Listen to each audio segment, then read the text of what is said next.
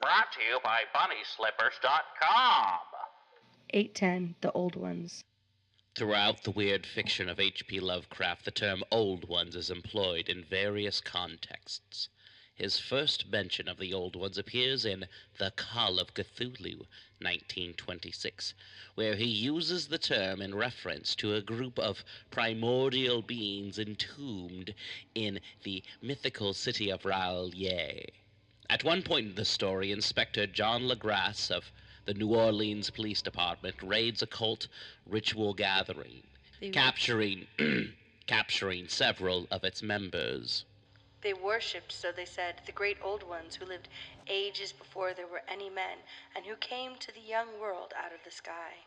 These old ones were gone now, inside the earth and under the sea, but their dead bodies had told their secrets in dreams to the first men, who formed a cult which had never died. Lovecraft also mentioned the Old Ones in the Dunwich Horror, 1929, naming them as mysterious entities associated with the outer god Yog-Sothoth. An ongoing theme in Lovecraft's work is the complete irrelevance of mankind in the face of cosmic horrors that apparently exist in the universe, with Lovecraft constantly referring to the Great Old Ones, a loose pantheon of ancient powerful deities from space who once ruled the earth and who have since fallen into a death-like sleep. Lovecraft names several of these deities, including Cthulhu, Ghathanathoa, Yig. With a few exceptions, Cthulhu, Ghathanathoa et al., this loose pantheon apparently exists outside of normal space-time. Although they are worshipped by deranged human and inhuman cults, these beings are generally imprisoned or restricted in their ability to interact with most people. Beneath the sea, inside the earth, in other dimensions, and so on. At least until the hapless protagonist is unwittingly exposed to them. Lovecraft visited this premise in many of his stories, notably in his 1928 story, The Call of Cthulhu, with references to the eponymous creature. However, it was Derleth who applied the notion to all of the Great Old Ones. The majority of these physical forms that the human mind is incapable of processing. Simply viewing them renders the viewer incurably insane. Bwahaha! The Great Old Ones are currently imprisoned, a few beneath the sea, some inside the earth, and still others in distant planetary systems and beyond. The reason for their captivity is not known, though there are two prevailing theories. One, they were sequestered by the elder gods for committing past transgressions, or two, they are sealed off somehow from the rest of the universe by their own volition. According to the first theory, the Great Old Ones were once members or servants of the elder gods. When they committed some unknown blasphemy, they were cast out and imprisoned in various places in the universe. The Great Old Ones impatiently await the time of their release, eager to seek retribution against their jailers. The second theory holds that the Great Ones are intentionally quiescent. To account for this, it is possible that the universe experiences cosmic cycles, similar to the seasons of the Earth. Just as some animals hibernate during the winter, so too must the Great Old Ones rest in death-like sleep during the present cosmic cycle. If this is so, the Great Old Ones are currently trapped by powerful cosmic forces and must remain so until such a time as the stars are right, the event whereupon they are released and can revel once more across the cosmos. Another theory suggests that the Great Old Ones have fallen into hibernation due to unsuitable conditions. It is also possible that they are subject to some combination of the theories previously proposed. The following are names and descriptions of Great Old Ones. Abolos, devourer in the mist. A gray, festering blob of infinite malevolence, described as the lesser brother of Tsathoggua, or spawn of Cthulhu, born from his bile and tears.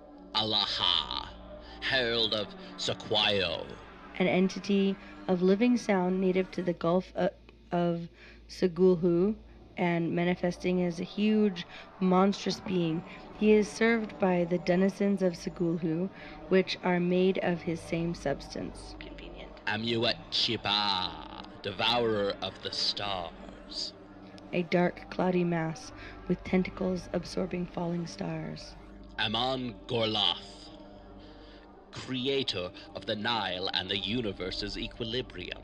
A gigantic, mysterious entity whose cult is perhaps coincident with that of Egyptian god Amun, once dwelling in a gigantic place known as Gazha, near the Valley of the Kings.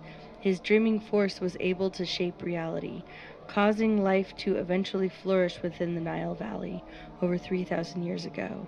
Before the stars ceased to be bright, and the advancing desert entombed his titanic body beneath the sands, priests of his cult have built up secret subterranean mausoleums to access the Great Old One's body and please the slumbering god by giving cattle as sacrificial victims.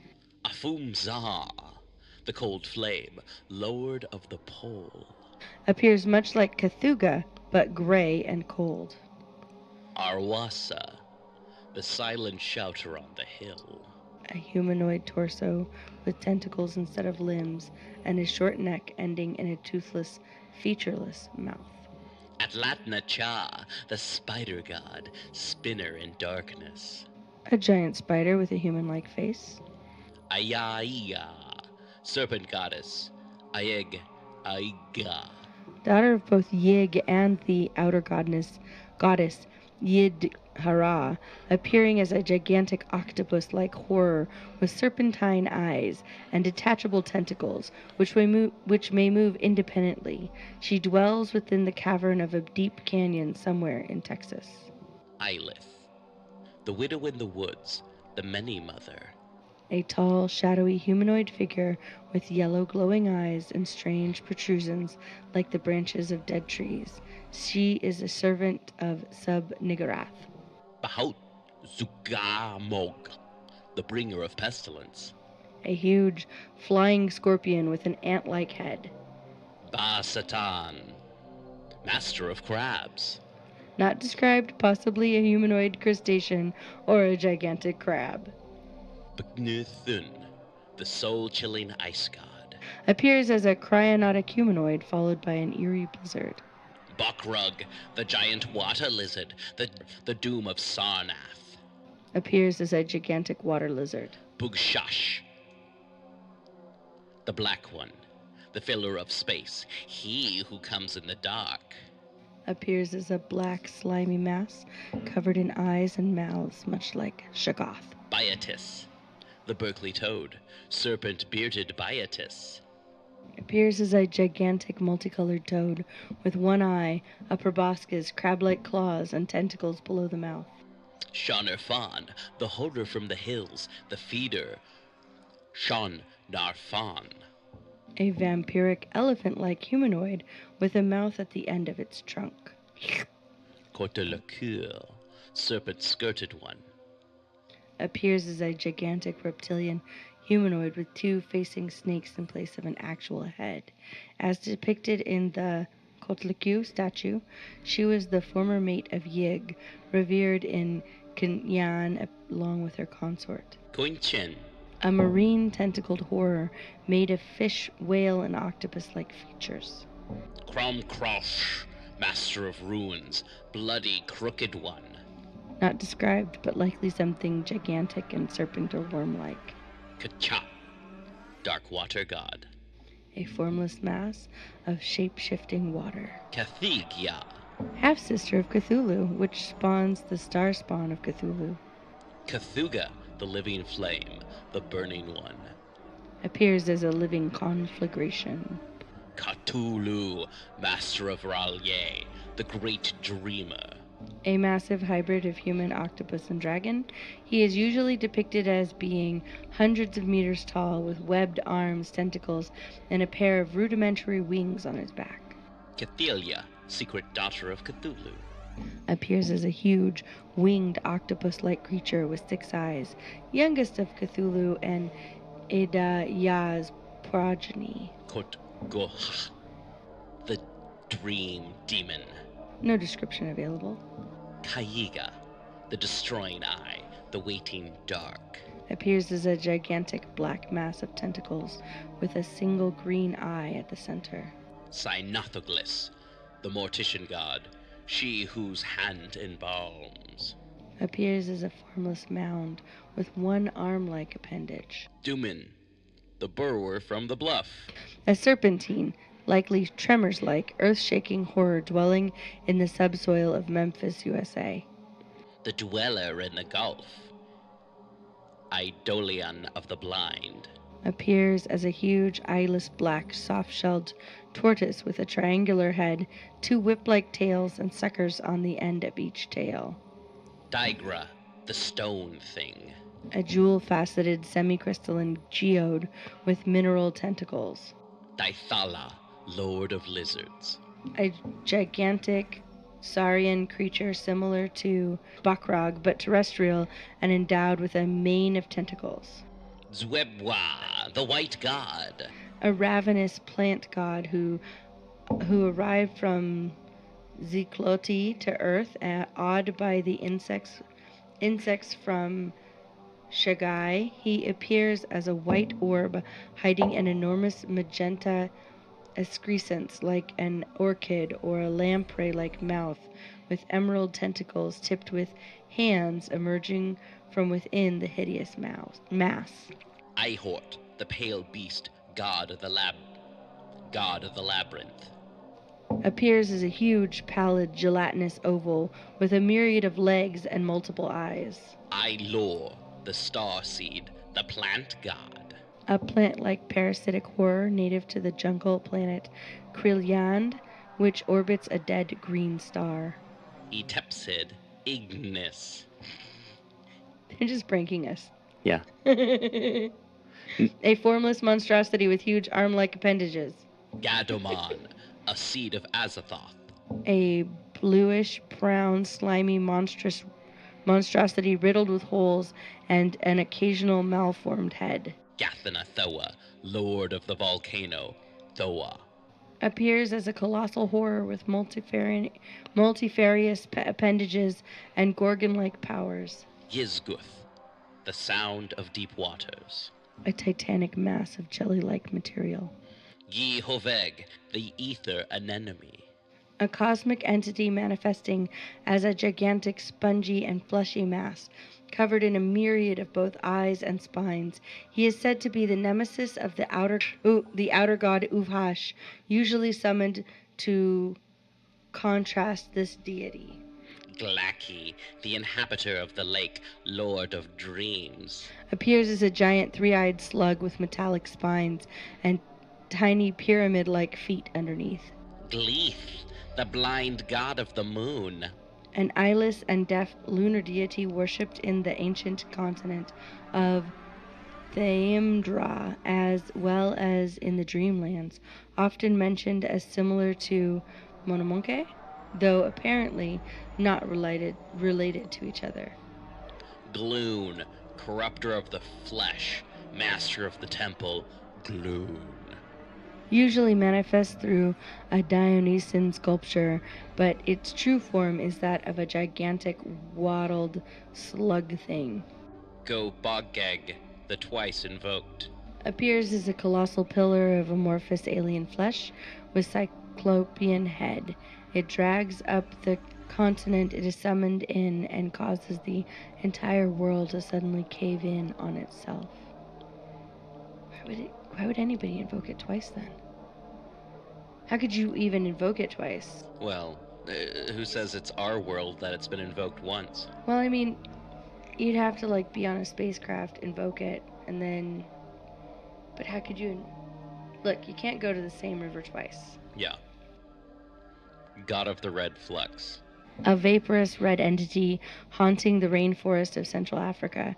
It has the power to turn humans into zombie-like servants, the tree men of Mabwa.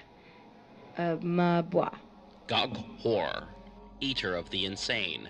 A gigantic entity dwelling in some reverse dimension resembling a huge bullet with a long proboscis. Golgoroth, the forgotten old one, God of the Black Stone.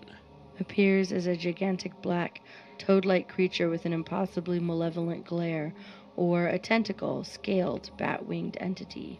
Golotheus. An entity cut in 10 pieces by Yig during a time of great battle. One of these pieces is an alabaster dish found in Egypt, dated back 1300 BC. It resembles and has a similar domain as the Greek god Bacchus. The Green God, the horror under worn down. Oh, a sentient plant-like entity dwelling within a series of subterranean caverns where it is always served by mutant rabbit-like worshippers. Gothgolka, the bird demon god, the bird god of Balsagoth. A monstrous bird-like fiend with sharp teeth dwelling beneath Antarctica, vaguely resembling an extinct pterosaur. Cthulhu Mythos, destroyer god of the Artana. A destructive entity manifesting as a ravenous metallic vortex. He seems to be another half-brother of Cthulhu, like Hastur, and related to the slug-like Galaki as well. He has also been called a son of Yog-Sothoth, whether these titles are literal or conceal some dark truth about the destroyer, none can ascertain. He dwells somewhere in the Pleiades stellar region, and when summoned, he brings devastation. Guru Thanaka, eater of dreams, shadow of the night. A shadowy incorporeal entity dwelling in the dreamlands. Gu Lara, lurker in the doom-laden shadows. A great shadow thing with 2 glaring red eyes, able to transform the skull of its victims into green glowing stones carved with strange symbols. Gwarloth, Gwyneth Paltrow. A tentacled amoebic horror with multiple eyes, orifices, and a dangling gland forming a hideous face. Gzaxayoch, mate of Othiug. A consort of Othiug, likely similar to her bridegroom. Han, the Dark One.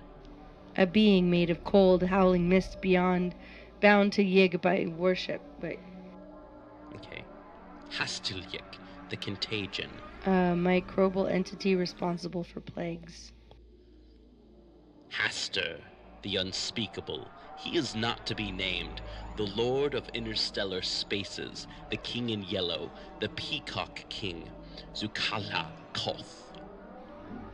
His true form is unknown, but usually manifests either as a polypus ravenous floating mass endowed with tentacles, drills, and suckers, or more frequently as the King in Yellow, a humanoid being wearing tattered yellow clothes and a mask hiding the face. He is said to be Cthulhu's half-brother. He is said to be the air element opposed to Cthulhu's water element. Tlilagloth, the Great Tentacled God.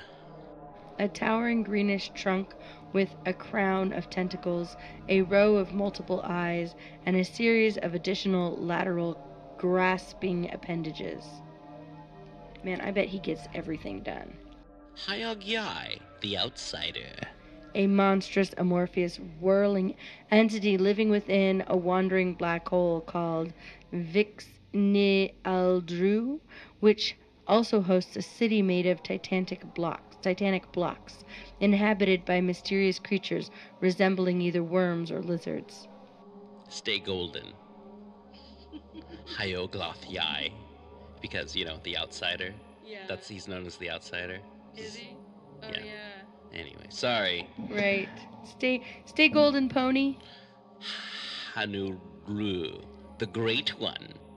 Lesser brother of Cthulhu, manifesting as a gigantic mouth surrounded by countless tentacles, similar to a titanic sea anemone. Hizualol Igamnomzomha, the god of Krynosh. Gesundheit.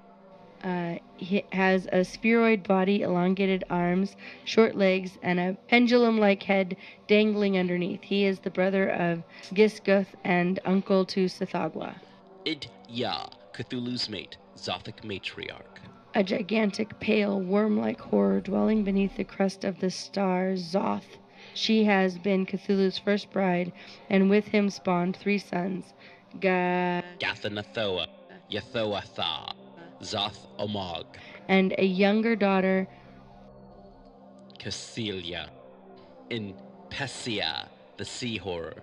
a formless, expansive, bluish-black mass haunting both the Ecuadorian and Peruvian coasts mentioned in Cathat Aquadingen as inimical to the deep ones.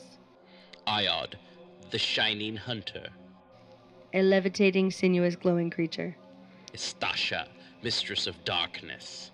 A cat-like deity similar to Bas, but vicious and malignant. Her sister is the Sylvan Lithalia. Ethagwa, the windwalker, the wendigo, the god of the cold white silence. A gigantic corpse-like human with webbed feet and glowing red eyes. Janai Nago, guardian of the key of the watery gates, the lobster of the deep. A crustacean-like tentacled, half-amorphous marine horror which serves Cthulhu, dwelling in the depths of the Bay of Yikul, somewhere within the eastern coast of the United States. Jukshab, god of Yakub. Appears as a great shining ball of energy. Kalut, the ravenous one. Likely a gigantic larva-like horror dwelling in the nebulous realm of Gilmon, along with Rhodes, its parasitic insectoid servants. Casso Gatha, bride of Cthulhu, the leviathan of diseases. A huge mass of coiled, writhing tentacles, she is Cthulhu's sister and mate, who bore him the twin daughters Ntosa and Tolu. Kanuzoth, the great one. Kanusut. A squat sea cucumber-like monstrosity with 5 eyes, 3-toed, taloned appendages, and a large mouth. He is described as one of Galaki's brethren and dwells within the Moore Reservoir of Vermont in the United States. Kal Klu, all in one, greater than gods. A dark octopoid horror similar to the Norse Kraken, but dwelling inside a temple somewhere within the hidden Warm Valley in Alaska. Kanas, spawn of the forgotten. An amphibious humanoid with 4 7-clawed arms and tentacles in place of legs. The head is lion-like but bony, and his mouth encases 3 long tongues. He lies trapped beneath the seafloor inside a mysterious seamount called Nygoth. Krang, the dead one. A monstrous, brown, leathery alien entity native to a mysterious planet currently slumbering within a gigantic mausoleum lost in the desert wastes, set to guard a priceless treasure made up of the oldest decayed plants. Kathwa Keth, scourge of the Yaksh. A 6-eyed crocodile-snouted monstrosity. Why are these all monstrosities? Why can't they just be entities or beings? I mean, we know they're monstrous and that they're not... Anyway, sorry. Tangent. A 6-eyed crocodile-snouted monstrosity covered with both tentacles and tripod-like limbs, revered by the ancient Egyptians as the defecation of both darkness and chaos. Kerpanga, the devil dingo. A giant hairless dingo-like fiend living in the dreamlands, or the dreamtime of Aboriginal myths. Lamb, the grey, consort of Aleister Crowley. An alien entity similar to gray aliens dwelling in the dark side of the planet Mars and looking for new friends. Lexor Iga Seroth, he who devours all in the dark. A photophobic bat-winged monstrosity with both a 1,000-eyed misshapen head and huge maws. Lithalia, the forest goddess. A female seductive humanoid entity covered in both vines and vegetal parts. Somehow she has been the mate of the elder god Nodens, bearing him the twin gods Vorvados and Yagdaeth. The feline Istasha is the sister of Lithalia. Mappuno Ryujin, harbinger of doom, Mappu's dragon. A dragon-like entity covered in pseudopods, regarded as the mother of the snake god Yig, and said to be imprisoned beneath the sunken continent of Mu.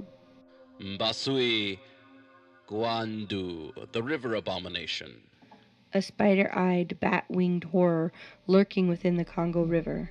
Nakakala, the devourer, the cancer god, the eternal. A mass of both entrails and eyes, or a massive blob thing. Nomgwa, lord of the Black Lake, the monster in the moon.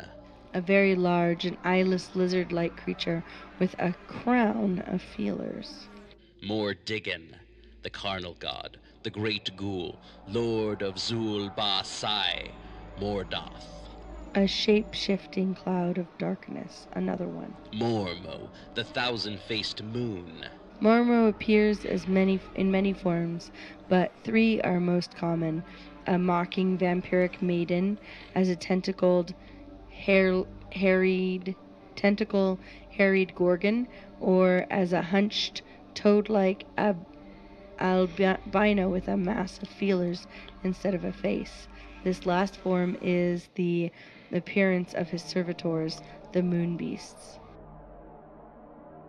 Mortlite, storm of steel. A lustrous floating orb at the center of a whirling vortex of razor-sharp metallic-looking blades. Maino Gathra, she-demon of the shadows. A succubus-like fiend with alien traits and tentacles in place of hair. She is mentioned as a cousin of Nyarlathotep in the O Khmer revelations and worshipped by witch cults in Salem, Oregon. Noctusa and Noctula, the twin spawns of Cthulhu. Twin daughters of Cthulhu imprisoned in the great red spot on the planet Jupiter. They both appear as huge shell-endowed beings with 8 segmented limbs and 6 long arms ending with claws, vaguely resembling their half-sister, Kathia. Negrula, the wolf thing, the stalker in the snows, he who hunts, Negutualu. A ferocious and towering wolf-like humanoid with bat wings, he is served by werewolf servants known as the Lupin Ones. Nor thought, the forgotten god, the thing that should not be. A mysterious entity related to Yog-Sothoth, Shub-Niggurath, and possibly Azathoth as well, which manifests either as fawn-like humanoid with color-changing hair, or as a glowing halo of unknown color. Nasu Ganop, heart of the ages, leech of the eons. A sort of gigantic pulsating heart secluded in a parallel dimension. It is responsible for spawning all of the various monsters which exist within the known universe. Nuggin Yeb, the twin blasphemies. 2 horrid nebulous masses of shape-changing vapor, from which eyes, tentacles, maws, and hooves emerge, somewhat like Shub-Niggurath.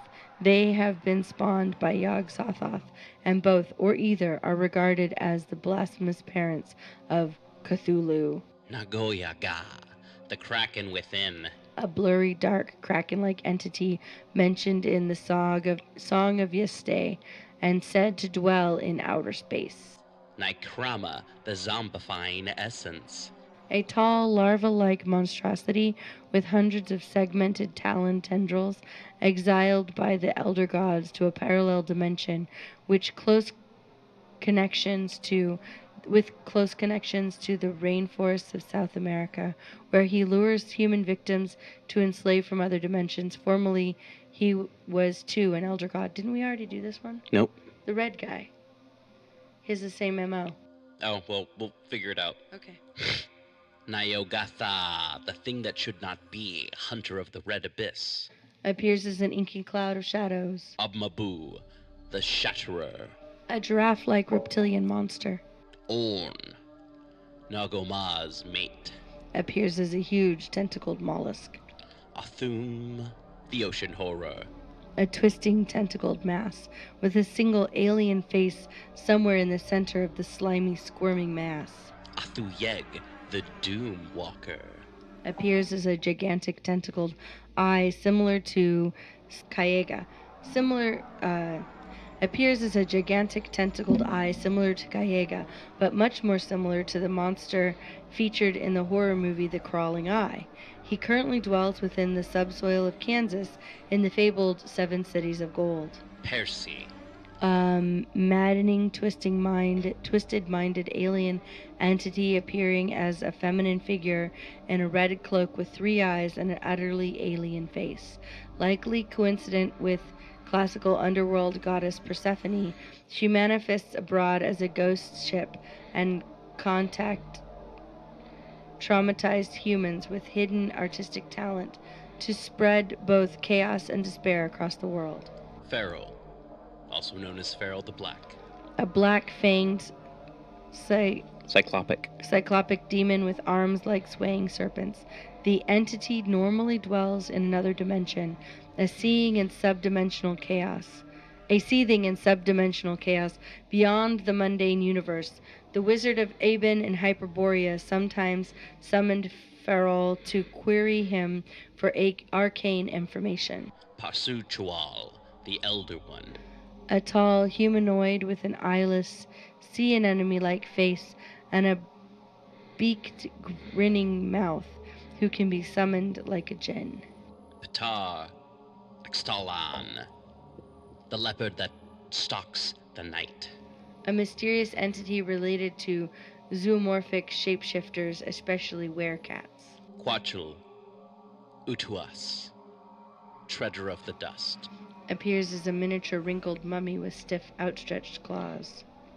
Kuyajen, Eye of Xylism, who dwells beneath our feet. Worshipped as a deity in a lost continent located in the southern Atlantic Ocean, he appears related to Nyarlathotep, and his form is likely octopoid, with myriads of horns along a maddening body. Kithaz, the crystalloid intellect. A towering mass of crystals residing in the lightless planet Mithra. Randai Bink, A shark-like humanoid native to the Bermuda Triangle, possibly similar to Cthulhu's avatar, the father of all sharks. Ragnala, seeker in the skies. A titanic raptorial fiend with a huge single eye and a crown of tentacles. Rafanasawan, the one from the sun race. A gigantic and likely multi-armed fiend. Ragorthuyua, father of all suns, or father of all winds. A fiery entity similar to Cthulhu, able to absorb nuclear radiation and imprisoned somewhere within the subsoil of New Mexico. Rantagoth, terror of the hominids, he of the ivory throne. A 3-eyed, gilled, proboscidean monster with a globular torso, 6 long, sinuous limbs, ending in black paws with crab-like claws, and covered in what appears to be hair but is actually tiny tentacles. Rogog, the bearer of the cup of the blood of the ancients. A black leafless oak tree, hot to the touch and with a single red eye in the center. Relim Silakorth, the worm god. A gigantic whitish worm with a huge maw and hollow eyes made of dripping globules of blood. Rokon, A mysterious extra-dimensional entity regarded as the brother of Yig, ruling over a dimension called Zandanwa. Sai Tai, the hog. A gigantic ghostly hog. Said Meluga, the great manipulator. A colossal glowing worm with a starfish-shaped head, dwelling in Antarctica and served Migo. Zafataclip, the fallen wisdom. The granddaughter of Sithagwa, an amorphous mass which mated with a Hyperborean worm and spawned the legendary thief Kinyagathin, Ginyangathan Jam in Chaosium's Dead Leaves Fall RPG supplement. She appears as a fiend with oily snake skin and prehensile dreadlocks like a gorgon. Shaklatal, the Eye of the Wicked Sight. A dark-skinned humanoid horror with tentacles sprouting from his head and glowing red eyes worshipped by the earliest African civilizations as the god Amun. He is said to be rival of Cthulhu. Shat Hawk, mistress of abyssal slime, death reborn. Not described, likely an amorphous mass. Surash Ho.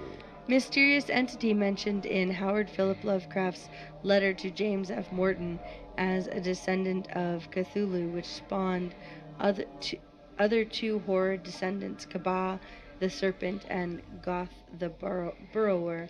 The latter would have sired with a Roman noblewoman, Viburnia, the legendary ancestor of Lovecraft himself, in a fictional family tree. The appearance of Sarush Ho has never been described. Septeth, devourer of souls. An eyeless alien humanoid entity, massively overgrown with both strange flesh and machinery. Shishta, god of fidelity. A shape-shifting entity, often manifesting as a spiny five-legged crab with a spider-like head and metallic bracelets on each limb. Shalithan Neth. A gigantic slimy worm with a mass of black tentacles surrounding its maw. Shogath, the god of the box, the big black thing. A dark, smoky column with red, malevolent eyes and a grotesque face imprisoned inside a vintage box. Setenerat, the temperaless one. A starfish-like horror spawned by the outer gods, Cathalpa.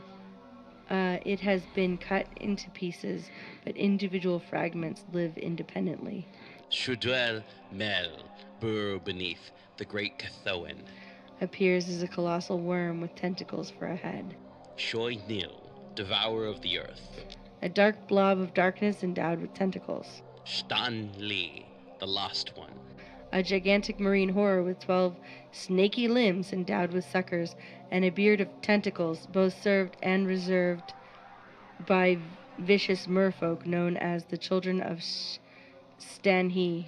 Stinya Yag Nali, the whiteness.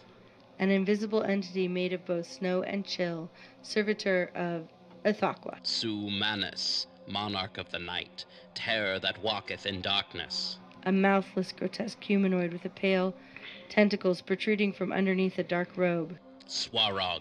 A hideous being appearing as a dark, gigantic, legless, bird-like horror, swathed in dark flames with its long neck topped by a black lump, half of which endowed with a big, glowing eye, and the other being covered in innumerable tentacles. It was revered by Slavic and Viking folks as the solar god Svarg, though sharing almost nothing with the traditional deity. Thanaroa, the shining one. A mysterious evil entity manifesting as a pillar of dazzling light, dwelling in the ruins of Nan Madol near Ponape. Its name recalls that of Polynesian creator god Tangora. Tharapanathea, the shadow in the crimson light. Slavic and Ugric godlike creature, photophobic and burrowing fiend, odd in the Middle Ages. It cannot endure sunlight and eludes it by tunneling deep underneath the roots of oak trees. Thasadion, master of the endless void. A malignant entity manifesting as a mace-wielding armored warrior. He is revered as the principal of evil in Zothic, but his cult dates back to the time of Mu. Thog, the demon god of Suthal. An octopoid monster of Hyperborean age which haunts the underground city of Zuthal. Toth, A colossal burrowing arthropod-like horror.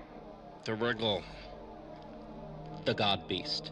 A monstrous entity manifesting as a horrible patchwork of flesh, soil, and alien matter. Sathagwa, the sleeper of Nakai, the toad god, Saint Toad.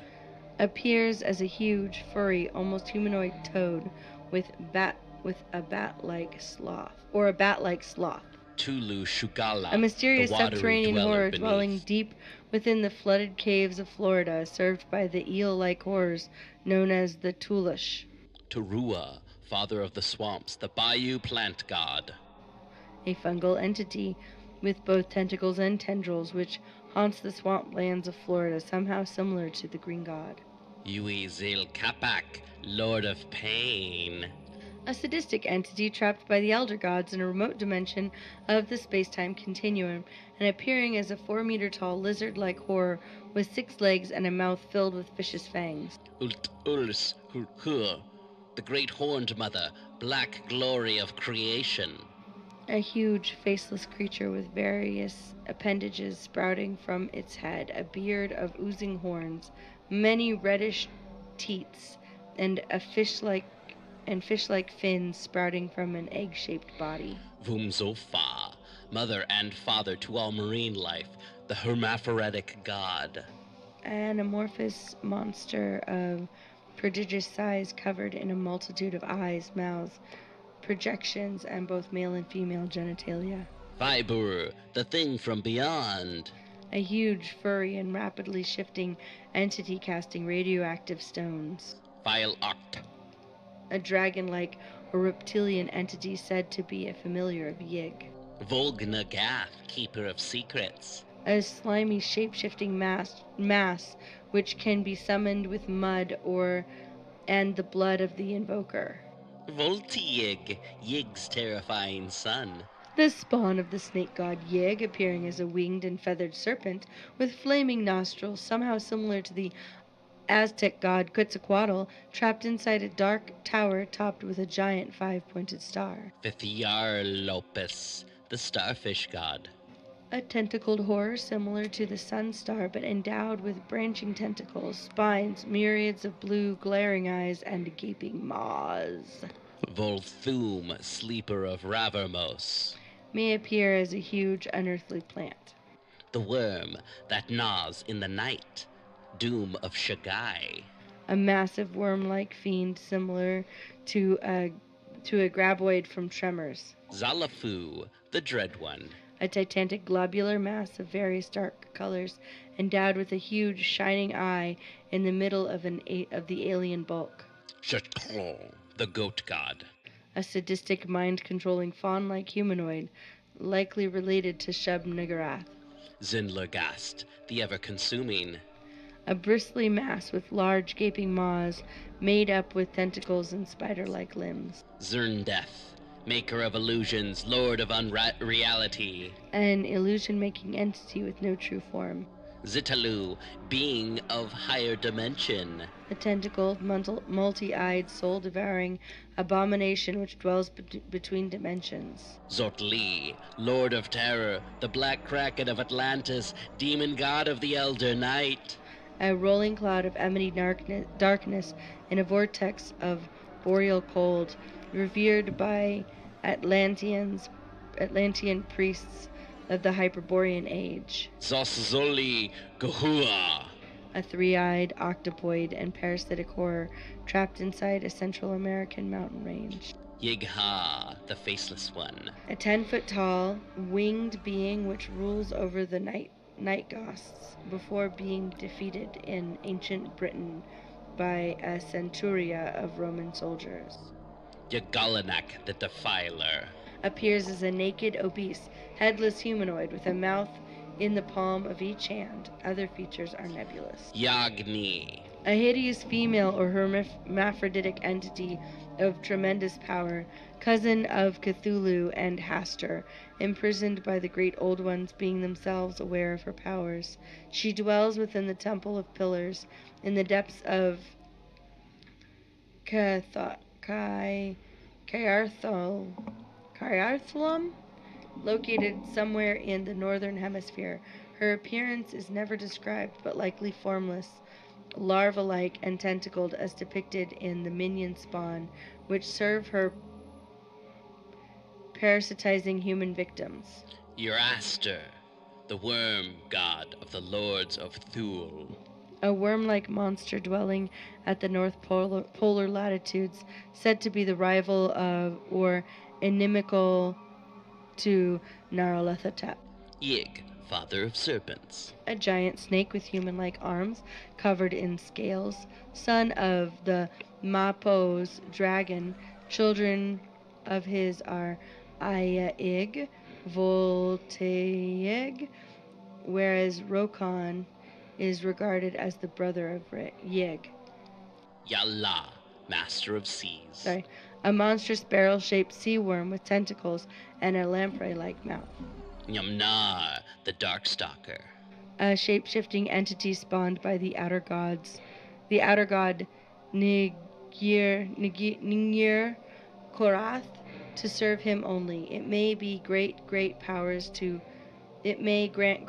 to whoever chooses to serve him and his master, but his final aim is the destruction of all sentient and intelligent life in the cosmos. Yog Safa, the dweller of the depths, lord of the things which dwell beneath the surface. And a gigantic, amoebic, glowing, and multi-hued gelatinous mass living within the dark depths of Earth. Yorith, the eldest dreamer. A huge crystalline being residing in the seas of the ocean planet Yilla. Its hypnotic abilities force those spacefarers who stray too close to suddenly plunge into the depths of its lethal sea. Yathogatha, the thing in the pit. Appears as a colossal deep one with tentacles surrounding its one eye. Yug Sitaroth, the all-consuming fog. A vampiric, vaporous entity which absorbs vital forces. Zathog, the black lord of whirling vortices. A festering, bubbling mass that constantly churns and whirls, putting forth vestigial appendages and reabsorbing them. Bubbles burst on the surface to reveal hate-filled eyes, and slobbering mouths form to close randomly about his horrible body. He dwells in the Zentilix galaxy, served by the Zarian aliens. Zar and Ligor, the twin obscenities. Both appear as a colossal mass of tentacles, trapped inside the plateau of Sung, somewhere in Myanmar. Sindarak, the fiery messenger. A mysterious, fiery entity that shall release Cthulhu from his prison once the stars are right. Zoth Omag, the dweller in depths. A gigantic entity with a cone-shaped body, a reptilian head, a beard of tentacles, and starfish-like arms. Zush Akan, dark silent one, old night. Appears as a swirling black vortex, revered by the Matsune Native Americans as a dire death god. He is also worshipped by mysterious servitors known as the Hidden Ones. Zetogua. An obese bat-winged humanoid with long polypus snout. Polypus. With long polypus snout with a wide mouth opening in the belly, served by the Deep Ones. Zilpaghua, feaster from the stars, the sky devil. A bat-winged armless toad with tentacles instead of a face. All right, and also a cousin or sibling or family of Sithagua. Really? Anytime you run across a bat or something that's described as a bat or a sloth or frog-shaped, it's probably related to Sithagua. A current ongoing list of the great old ones. Yeah, and we're going to have some more talk about the great old ones and Cthulhu from David Heath coming up in just a wee bit. But hey, Sarah, we just jumped into this episode. How are you doing? We haven't done this in forever. I know, it's been a really long time. Yeah, how are you doing? Well, I don't know if you guys can tell from my voice, but it's spring here in Portland. Yeah. And that means that I'm having a little bit of allergies. Yeah. So everything's a little rougher with me. Okay, all right. Yeah, but other than that, it's really fun. I love spring. Awesome. And I've got some news probably coming up in the next major episode of PGTTCM, People's Guide to the Cthulhu Mythos, that we are going to be at something called Portland IndieCon, but we'll find out more about that and if that's happening sometime in the future. But all right, so on to the next part, and we'll talk to you at the end of the show.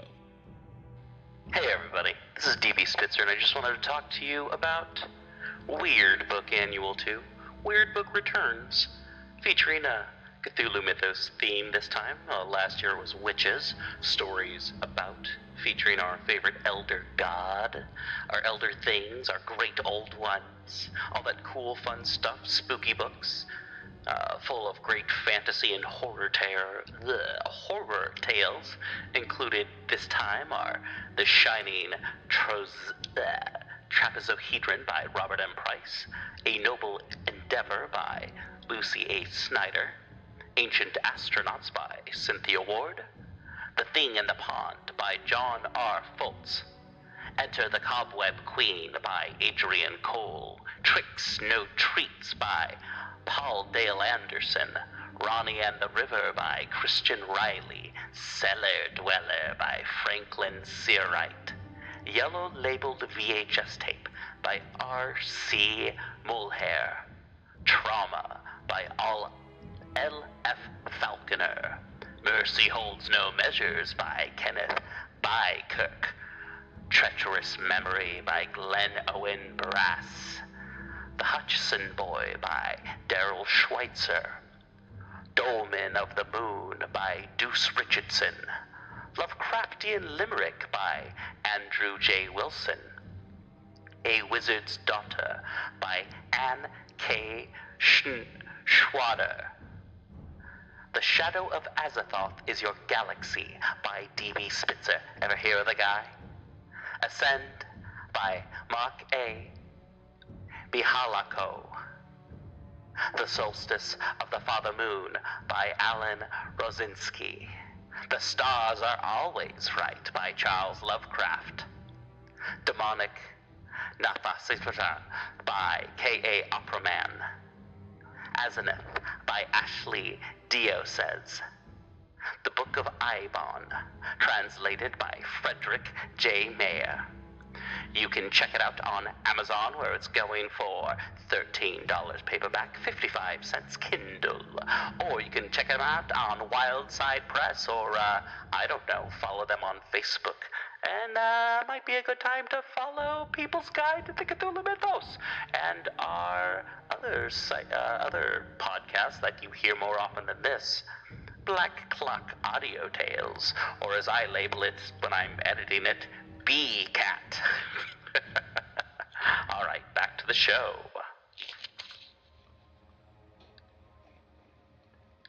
My name is David Heath, and I write a blog called Dave's Corner of the Universe.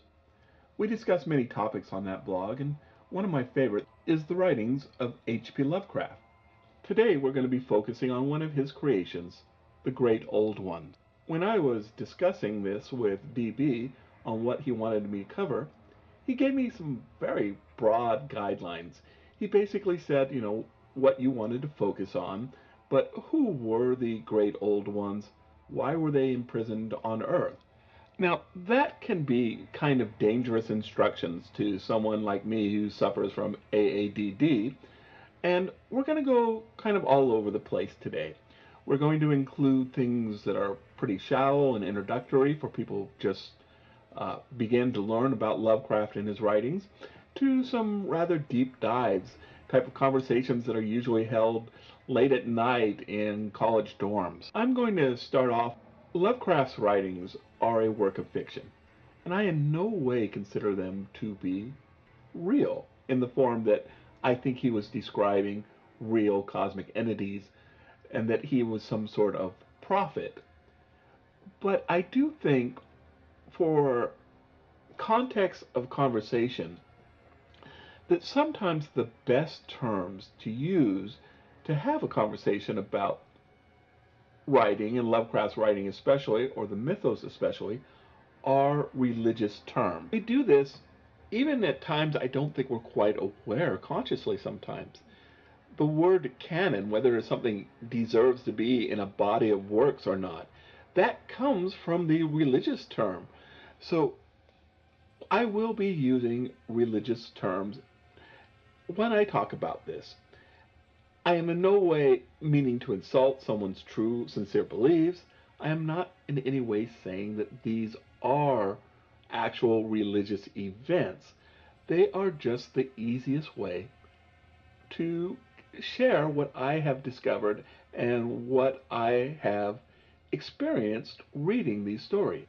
And I'm going to not only be talking about Lovecraft and what he wrote, but what people have taken after he wrote and elaborated on. And in a way, in a metaphorical way, this is much like a religion in the fact that we have, say, originally teaching of Jesus, and then Paul, and then later Christian authors and believers taking what they've experienced and adding it to the original writings. We see that in Islam, where Muhammad set up the church, and then his son Ali takes it a different way. We see that in the Latter-day Saint movement, where there's Joseph Smith, and then Brigham Young, and then later teachers. So again, I'm not in any way saying that the mythos is a religion, or I'm in no way attacking existing religions.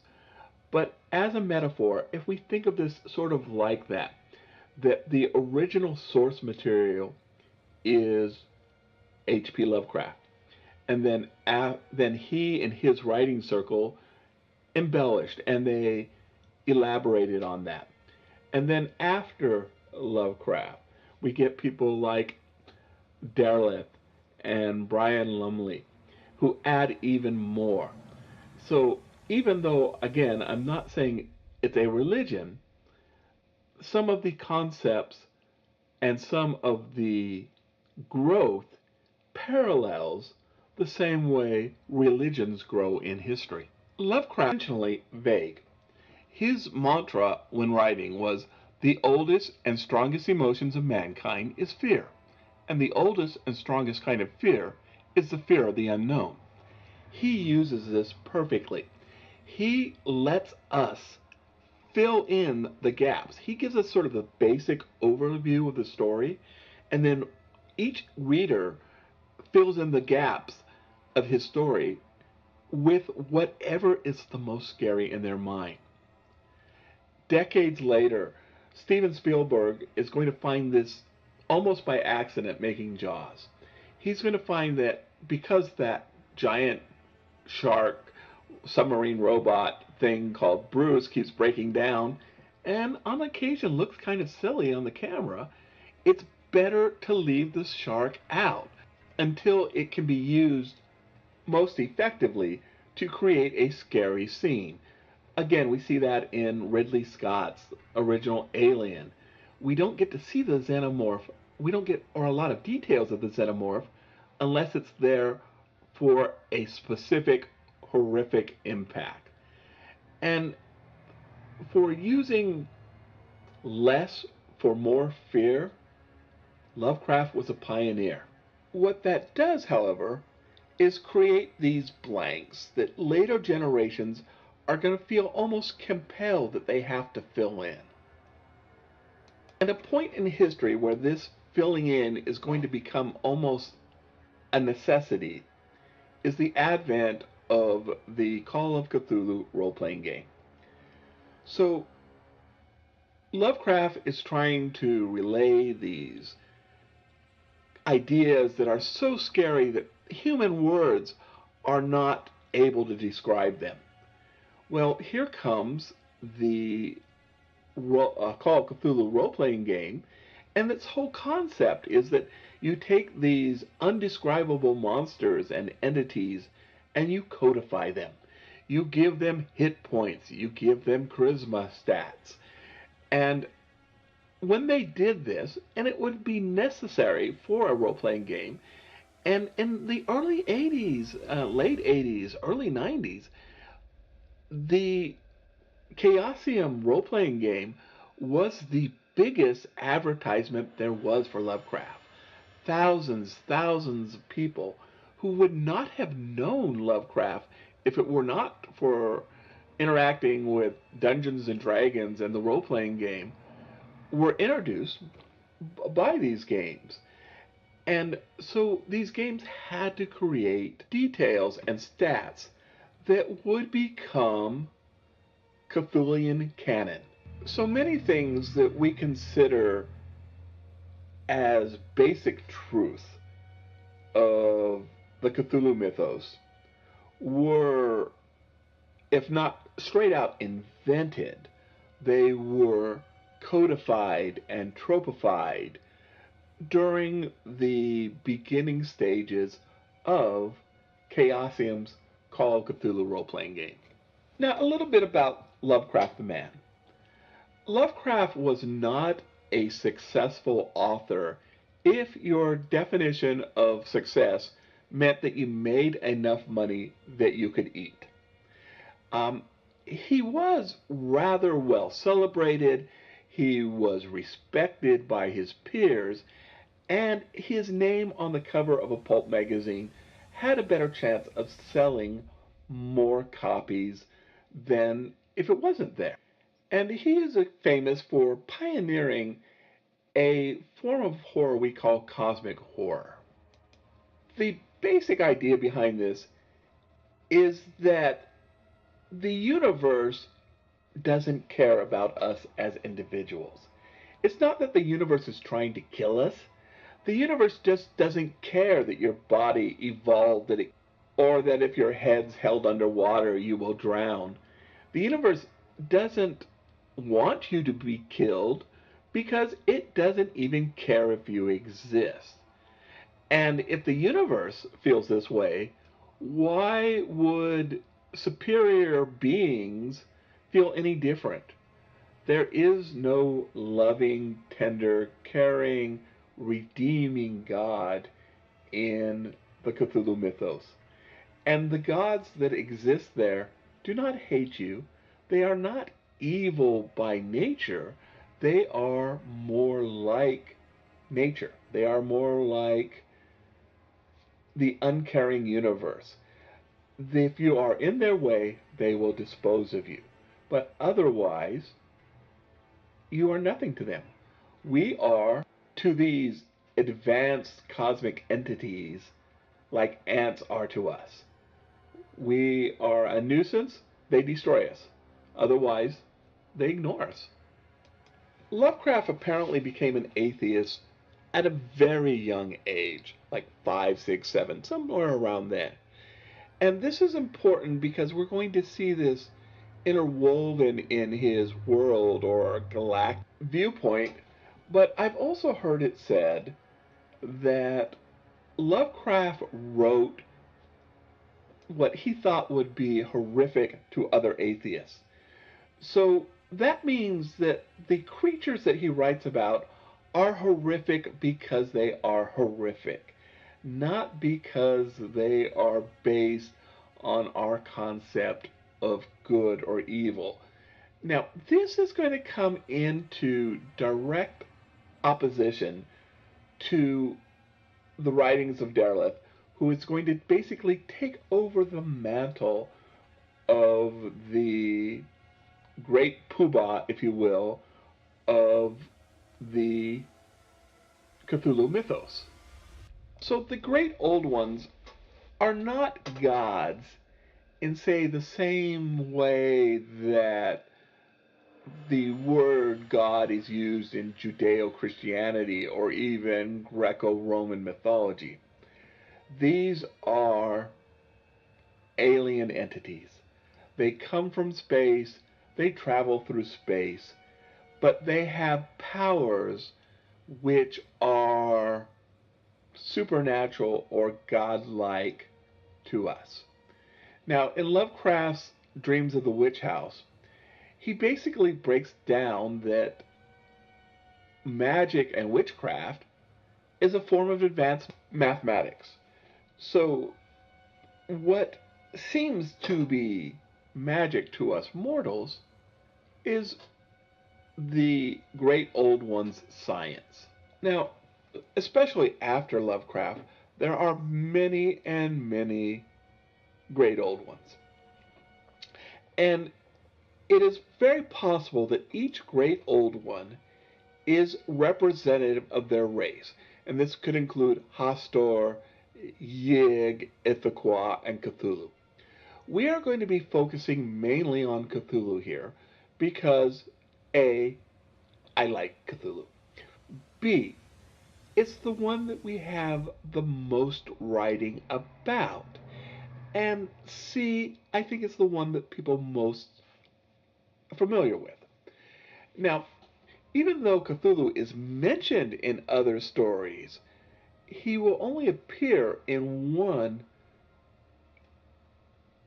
H.P. Lovecraft story as the driving force of the narration. Before we get too deep into that, though, I want to sort of say the difference between the Great Old One and the Outer Gods. The Outer Gods are so much more powerful than the Great Old Ones. These are the true cosmic entities. This would be Azathoth, Shub-Niggurath, Yog-Sothoth. In fact, and I believe this originated in the Call of Cthulhu role-playing game, but it is said that Cthulhu is the high priest of the outer gods. That means that they are so powerful that even the great and dreadful Cthulhu draws on his power and authority to act. He draws on them to gain that. So through extrapolation, we can pretty much guess or assume that when we talk about Cthulhu, he is an example of the Great Old Ones, and that we can pretty much assume that he is representative of the Great Old Ones. So Cthulhu appears in Weird Tales Summer Issue 1926. And that story doesn't get top billing on the cover. That goes to a story by Elliot O'Donnell called The Ghost Table. And if you get a chance, look at this cover. It's exactly what you think it's going to be. This possessed table with this demon cat head is menacing this man and woman in evening gowns. So, Call of Cthulhu, when it came out originally, was seen nothing more as than another just pulp horror. No one realized at the time that this was going to become this genre-breaking event and turning point in horror that it became. I say that Cthulhu appeared in one story as the main central focus, and it's true. But it is basically it's three different chapters, three different stories that is booked in by a framing device that gives us details from different perspectives. The book narrator is named Francis Wayland Thurston, and he recounts the research that his great uncle George Angel did after his apparent murder by a sailor. The first chapter is called The Horror in the Clay, and it talks about this artist who its name is Henry Anthony Wilcox. And Wilcox is just possessed practically by dreams. And he's going to a psychologist to help cure these nightmares. And what finally gets rid of these nightmares is when he makes this statue or this bust of this giant monster head with the squid head with the tentacles coming out of its mouth that we now associate with Cthulhu. He, as an artist, is sensitive to the psychic messages that the great Cthulhu is sending out while he's trapped underneath the ocean. Now, Lovecraft, as a child, is going to be tormented by dreams. And we see some of these nightmares come in the night gaunts, which were a creature that sort of a faceless black demon that he would dream as a child would take him out of his bed and carry him away. And I think that part of the artist here having these nightmares is a little autobiographical. The next chapter is the story of Inspector Legrasse. Inspector Legrasse is an old-time, old-school detective out of New Orleans who the story was set in 1928, but in 1907 raided a voodoo cult outside of New Orleans where the cultists were basically sacrificing people to the god Cthulhu. And he interrogates a high priest of this Cthulhu named Castro. And in this way, Lovecraft is able to tell the story of how a believer in Cthulhu, how they exist in modern times, what they believe, and their point of view.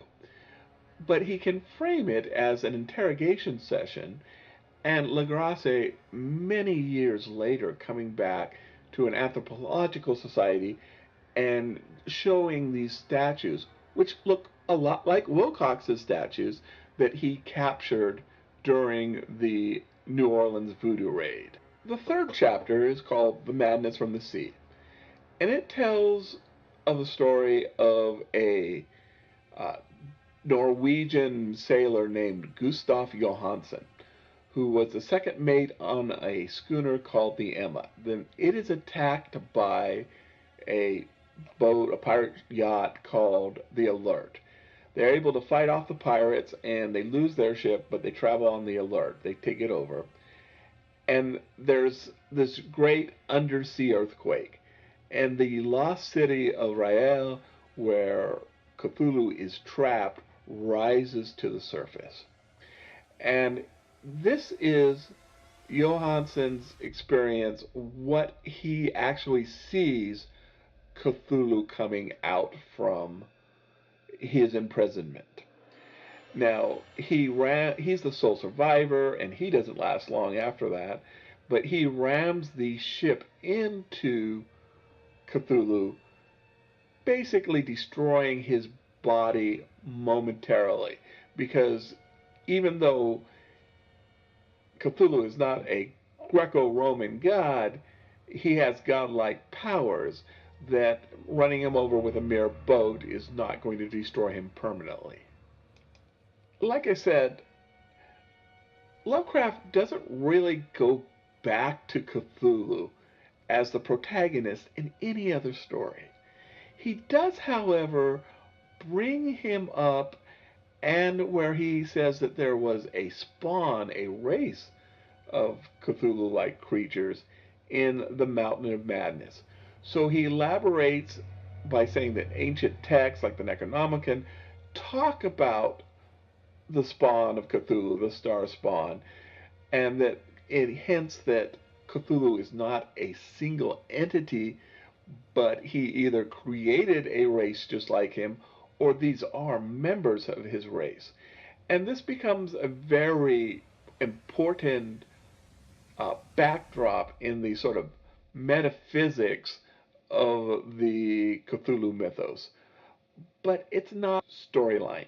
In fact, as far as we know, Lovecraft never uses the term Cthulhu Mythos in his lifetime. He sometimes calls the writing and other people's writings related to his stories as Yog Sothothery, but the idea that Cthulhu is the main character or the main point of the mythos, and the term Cthulhu Mythos is going to be coined by a man named August Derleth. Derleth is going to become the self-appointed master of the Cthulhu Mythos. And he is going to control very tightly what is considered canon and what is not.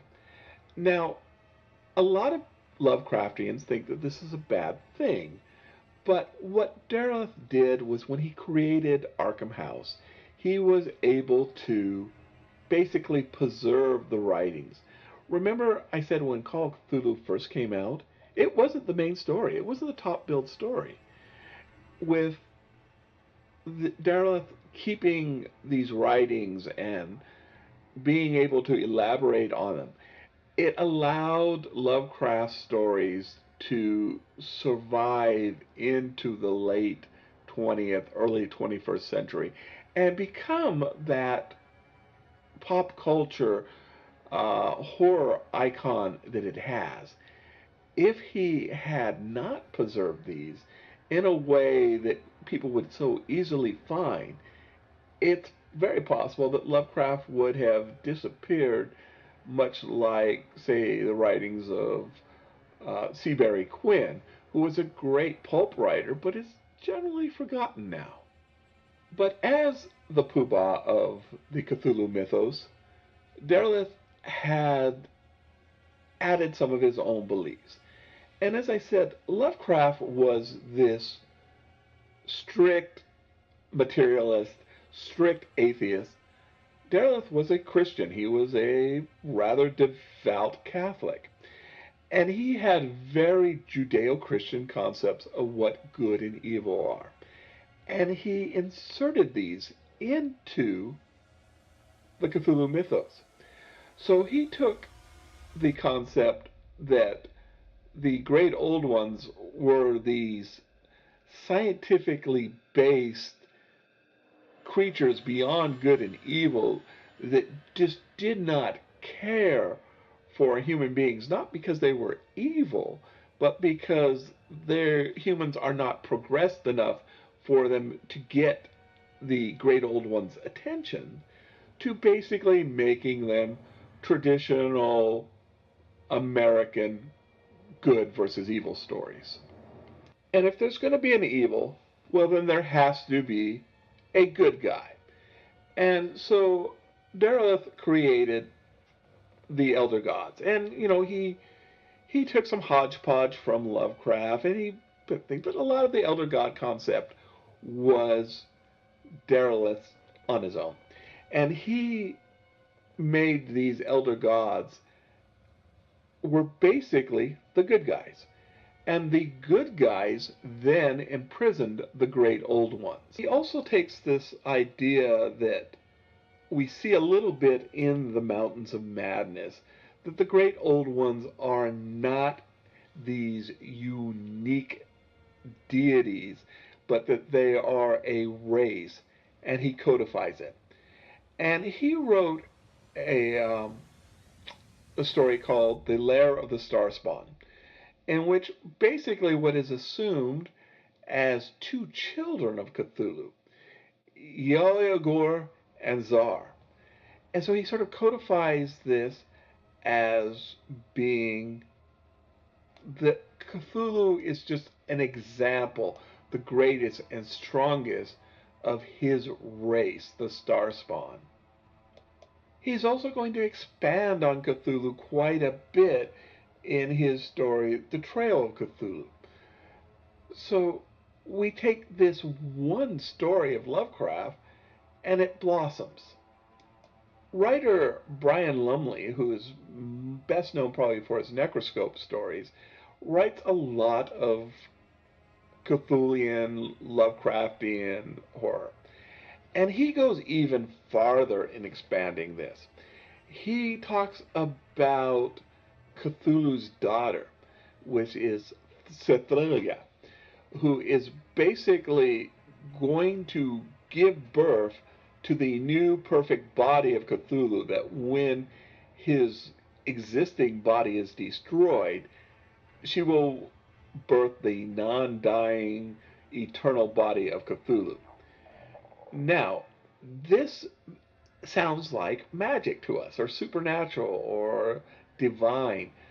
But again, to the great old ones, it's just a concept of science. No more different than, say, DNA or what makes up a molecule. Now, again, he doesn't describe Cecilia, but we know that the star spawn can sort of take form, that they all have this sort of octopus head, winged, green, toad-like body creature. And Tina L. Jens, in her short story, in his daughter's darkling womb, describes her as sort of this giant octopus head without the body, but it does have bat wings. So she takes what Lumley took from Derleth, what Derleth took from Lovecraft, and codifies it even more. Lumley goes on to even make this sort of a family war, where he gives Cthulhu a brother called Cthaned, and it looks just like Cthulhu, except his body is made out of like shining diamonds. Where Cthulhu is a great old one, Cthaned basically takes on the role of an elder god. And so we realize that the elder god is just, again, it's an arbitrary term. Now, most people like me who really grew up with that Call of Cthulhu game, role-playing game, as being what is and what is not canon, as well during the early 80s, it was pretty well influenced by Derleth, have that the great old ones were imprisoned on Earth by the elder gods. I was rather shocked to find out that Lovecraft didn't use the term elder god, not in the way we use it now. Once in Call of Cthulhu, he says that, Johansson sees these carvings on the wall and they look like, they were elder gods, but he doesn't mean it like this codified race of beings that we use it now for. It just means it was something older than his knowledge of history. In the Mountains of Madness, it doesn't say that the great old ones battled the elder gods. No, it talks about the old one. The old ones in this case are what we call the elder things. And the elder things in Mountain of Madness, the term elder thing only appears twice, where over and over it refers to them as the old ones. So the old ones are, again, another race, but they're a very specific race, which battled everybody. They fought the Yithians, they fought the Migos, they fought their own slave race, the Shaggoth. But it is the old ones, or the elder race, that fought the great old one. And we are left kind of believing that maybe the great old ones were imprisoned by the elder race. Though in this almost trademark Lovecraft way, Lovecraft in The Mountains of Madness describes the imprisonment of the great old ones as literally something happened. Just two words. Open quote, something happened, close quotes. He doesn't tell us. He lets us guess.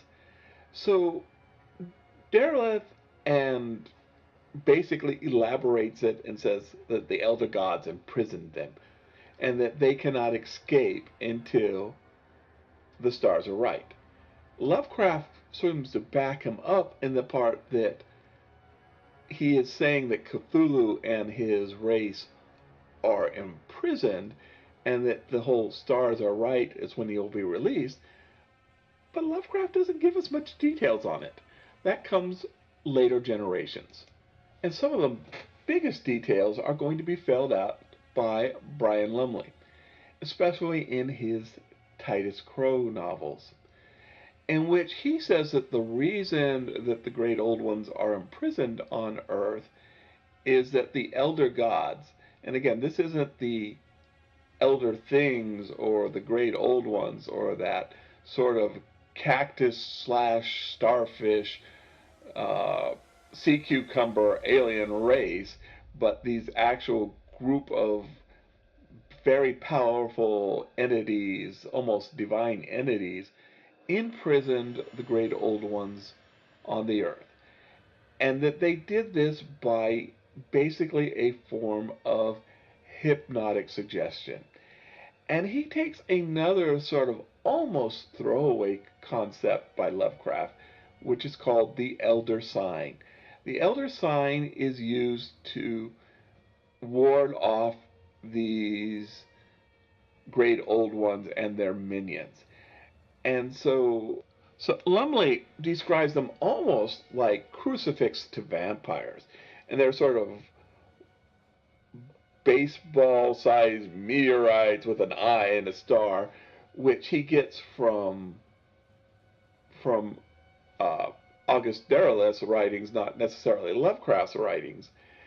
And he gives them these great powers because he says that the great old ones have a hypnotic subconscious command that they can't pass, that these things will control them, and that they are given to the people of Earth by these divine, supernatural elder gods who do care about human race to some extent, and who, at the very least, that the human race survival and these elder gods' desires are at least parallel.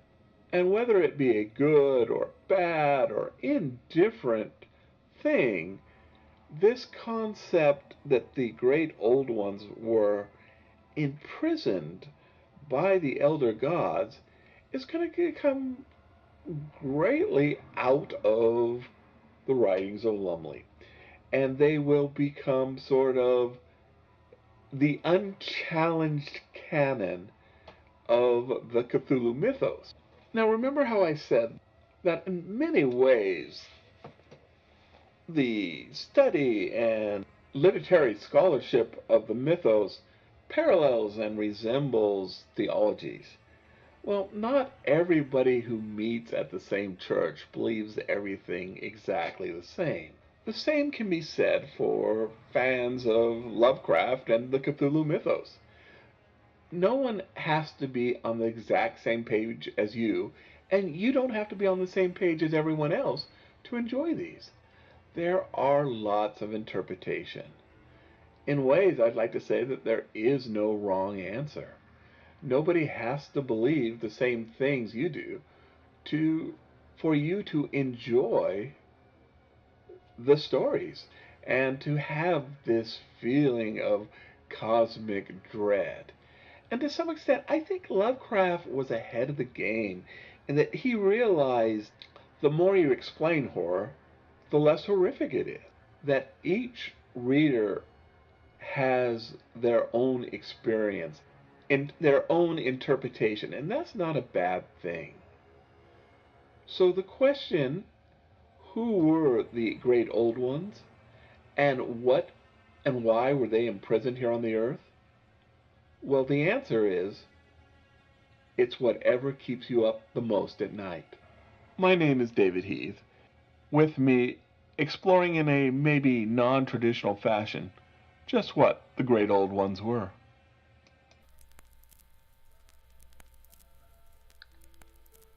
People's Guide to the Cthulhu Mythos is brought to you by BunnySlippers.com. Check out the brand new Dino Sound Slippers. Slippers that make a roaring sound every 3 steps. Made with scaly green fabric, soft plush uppers, foam footbeds, non-slip grips on the soles, and 3 wide claws on each foot. One size fit most. Women's 10.5, men's 9, footbed measures 10.5 inches, I guess. People's Guide to the Cthulhu Mythos is a exploration of the Cthulhu Mythos through the scope of human history. Join us as we go from the beginning of time to the end of time, as we explore the Cthulhu Mythos, the books, the people, the cults, the weirdness, everything. Look for our podcast wherever you find podcasts. We suggest podbean.com, Apple Podcasts, Stitcher, any of those folks.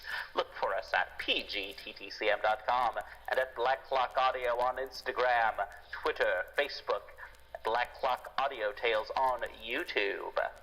And check us out at pgttcm.com, edited by Daniel Spitzer, music by Kevin MacLeod, The Chamber, Ghost Story, Ominous Darkness, and Unseen Horrors, Oppressive Gloom, The Voices were songs featured. Help support the show by going to paypal.me/pgttcm and donating $1 or $5, or pgttcm.com.podbean.com and become a patron. Help the show by sharing, rating, liking, or 5-star giving wherever you listen to or rate podcasts. Buy a cool shirt from pgttcm.threadless.com. People's Guide to the Cthulhu Mythos is part of Dark Myths Collective. Learn more at darkmyths.org, and remember, keep weird and stay squiggly.